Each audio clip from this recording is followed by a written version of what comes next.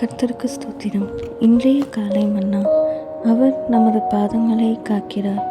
உன் காலை தள்ளாட விட்டார், உன்னை காக்கிறவர் உறங்கார். சங்கீதம் 121:3. எவ்வளவு ஸ்லாக்கியம் பெற்ற ஜனங்கள் நாம்!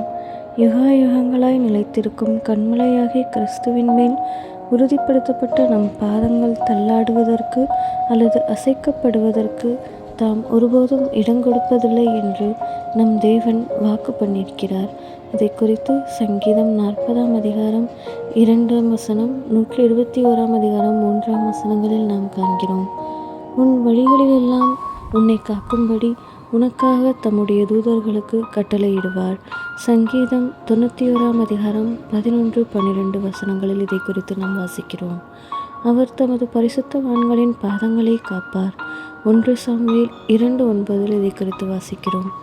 பரிசுத்த தூதர்கள் நம் பாதங்கள் கல்லில் இடராதபடிக்கு நம்மை தங்கள் பலத்த கரங்களில் தாங்கிக் கொண்டிருப்பது மட்டுமல்ல, கர்த்தர் தாமே நம் பாதங்களை இரவும் பகலும் விழிப்புடன் கவனித்து கொண்டிருக்கிறார் என்பது நமக்கு ஆச்சரியமளிப்பதாய் இருக்கிறதல்லவா? அவர் ஒருபோதும் உறங்குவதும் இல்லை, தூங்குவதும் இல்லை. இருப்பினும் கர்த்தர் நம் பாதங்களை காக்க வேண்டுமாயின் நம் பகுதியில் நாம் நிறைவேற்ற வேண்டிய நம்முடைய பங்கு ஒன்று உண்டு. சகல பொல்லாத வழிகளுக்கும் என் கால்களை விலக்குகிறேன் என்று சங்கீதம் 119 101 நாம் காண்கிறோம். இங்கு கால்கள் என்பது நம் ஜீவியத்தின் நடக்கையை குறிக்கிறது.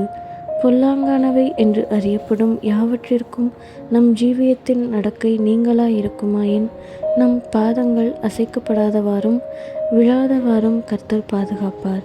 என் காலை விழுகைக்கும் தப்புவித்தீர் என்று சங்கீதம் 116 8 நாம் காண்கிறோம். நம் தேவன் சரீரத்தின் மிக தாழ்வான பகுதியாகிய நம் பாதங்களுக்காக கவலையுள்ளவராய் அவற்றை கரிசனையுடன் பாதுகாப்பாரேயாயின் அவர் நம் தலையை தீய எண்ணங்கள், கற்பனைகள் முதலியவற்றிற்கு நீங்களாக பாதுகாக்க எவ்வளவு அதிகமாக மனம் உவந்திருப்பார்.